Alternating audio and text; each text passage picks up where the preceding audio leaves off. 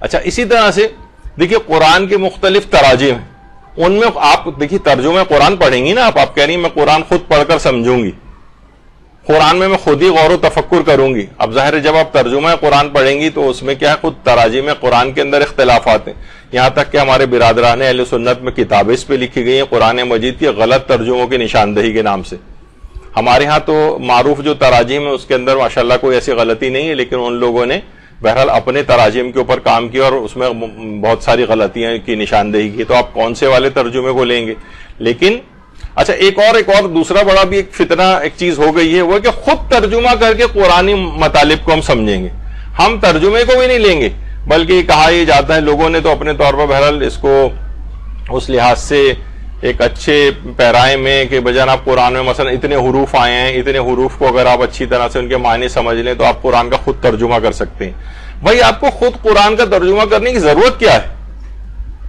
ابھی آگے چل کے ہم بتائیں گے کہ اس کے اندر کتنے فتنے نکلے ہیں اس بات سے. جب اتنے بہترین علماء نے ہمارے قرآن کے ترجمے جو ہے کر دیے ہیں، جو ماہرین ہیں، جنہوں نے جو علوم بھی اتنے رکھتے ہیں، قرآن کے اوپر بھی اتنا عبور رکھتے ہیں، مفسر قرآن بھی ہیں، انہوں نے بہترین تراجم کر دی ہیں، تو آپ کو ذاتی طور پر خود سے ترجمہ کرنے کی کیا ضرورت پیش آ گئی؟ مثلا مولانا سید فرمان علی کتنے زبردست، آپ نے آج بھی تقریباً ہر گھر کے اندر مولوی فرمان علی کا ترجمہ قرآن جو ہے وہ موجود ہے. اور بڑی ویسی شخصیت تھی ان کی، سید فرمان علی کی.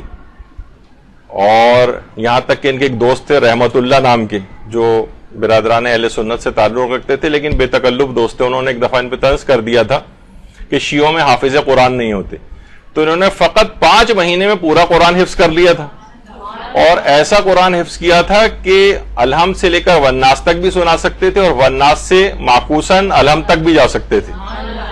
تو اس طرح سے انہوں نے کیا تھا. اور علم کے لحاظ سے اس قدر وہ تھے کہ جب یہ ممتاز الافاضل کا امتحان دے رہے تھے تو ان کا پرچہ جو ہے وہ سید محمد کاظم یزدی نجف سے ان کا بن کر آیا تھا، جو صاحب عروۃ الوثقیٰ ہیں. انہوں نے خود پرچہ بنایا تھا، اور جب ان کا پرچہ فقہ اور اصول پہ جو مشتمل تھا، جب یہ ان کی کاپی چیک ہونے کے لیے وہاں پر گئی تو اس قدر فصیح عربی کے اندر انہوں نے جوابات دیے تھے کہ آیت اللہ سید محمد کاظم یزدی بہت متاثر ہوئے، بہت تعریف کی تھی کہ اتنی بہترین میں نے آج تک کبھی جوابات کسی شخص کے نہیں سنے جو انہوں نے جوابات دیے تھے. اللہم صلی علی محمد و علی محمد.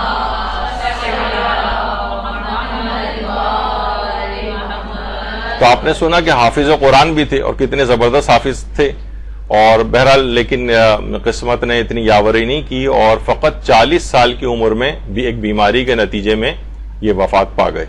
40 سال کی فقط عمر تھی مولوی سید فرمان علی کی. اچھا اس کے بعد مولانا سید مقبول احمد دہلوی، دہلی سے جن کا تعلق تھا، یہ پہلے غیر شیعہ تھے، بعد میں انہوں نے شیعہ مذہب قبول کیا تھا. اور مولوی مقبول احمد صاحب کا ترجمہ قرآن بھی کتنا زیادہ مشہور ہے. اچھا ایک بات سید فرمان علی کے متعلق اور بات کہہ دی جائے کہ اتنا زبردست، اب یاد آئی کہ اتنا زبردست انہوں نے ترجمہ قرآن کیا ہے کہ اس زمانے میں جو ماہرین تھے وہ یہ بات کہتے تھے، اور لیکن کوئی ایک لطیف نقطے کے طور پر ایک لائٹر نوٹ میں یہ بات کہتے تھے کہ اگر قرآن اردو زبان کے اندر نازل ہوتا تو مولوی فرمان علی کے اور اس میں بہت ہی کم فرق لوگ پاتے. یعنی اس اتنا ایکوریٹ ترجمہ اور اتنا بہترین ترجمہ انہوں نے جو ہے وہ کیا تھا. اور یہاں تک کہ ان کا جو ترجمہ قرآن ہے وہ الذریعہ الی تصانیف الشیعہ میں آیت اللہ بزرگ تہرانی نے ان کو سید جلیل کہہ کے، سید فاضل کہہ کے مخاطب کیا ہے، اور ان کے ترجمہ قرآن کو اپنی کتاب الذریعہ الی تصانیف الشیعہ کے اندر لکھا ہے. یعنی جو شیعہ کی پرومیننٹ کتابیں تراجم جو لکھے گئے ہیں اس میں بھی ان کو شامل کیا ہے. تو مولانا مقبول احمد دہلوی صاحب، یہ ان کا ترجمہ قرآن اور ان کا تو تفسیر اور جو زمیمہ تو پاکستان میں بین بھی ہو گیا تھا اور حکومت کی طرف سے پابندی لگ گئی تھی کیونکہ اس میں ذرا ایک مناظرانہ رنگ آ گیا تھا، لیکن ابھی بھی کہیں کہیں وہ زمیمہ مل سکتا ہے. لیکن ترجمہ قرآن ان کا بھی بہت ہی زیادہ مشہور ہے اور ابھی بھی لوگوں کے گھروں میں اس انداز سے ہوتا ہے. تو بہترین تراجم ان لوگوں نے کی ہیں. ان کے ساتھ بھی ایک قسمت نے بہرحال یاوری نہیں کی، اور یہ بھی 51 سال کی عمر میں انتقال کر گئے. غالباً کوئی ایکسیڈنٹ وغیرہ ہوا تھا کہ جس میں ان کا بیمار ہو گئے تھے اور اس کے بعد انتقال کر گئے. پاکستان میں اس وقت مولانا محمد حسین نجفی صاحب ہیں. ان کا ترجمہ قرآن بھی بہت اچھا ہے, اور اس کے علاوہ علامہ ذیشان حیدر جوادی صاحب کا ترجمہ قرآن جو ہے وہ بھی بہت اچھا ہے, وہ لے کر لوگ اس کو پڑھ سکتے ہیں. اس کے علاوہ آیت اللہ علی نقی نقن صاحب, ان کا ترجمہ قرآن اور جو تفسیر ہے, لیکن ترجمہ قرآن اس لحاظ سے کافی بہترین ہے. اور اس کے علاوہ مفسر قرآن علامہ شیخ محسن علی نجفی, ماشاءاللہ علماء میں سے حیات ہیں یہ, اور ان کا تفسیر قرآن تفسیر کوثر کے نام سے جو شائع ہو چکی ہے, انٹرنیٹ پہ بھی اویلیبل ہے. بہترین تفسیر ہے, بہترین ترجمہ ہے.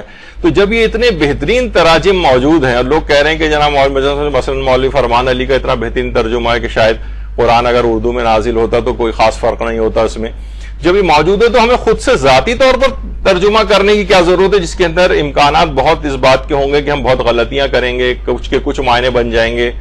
تو یہ سب انحرافات ہیں, اس کی طرف ہرگز نہ جائیے گا.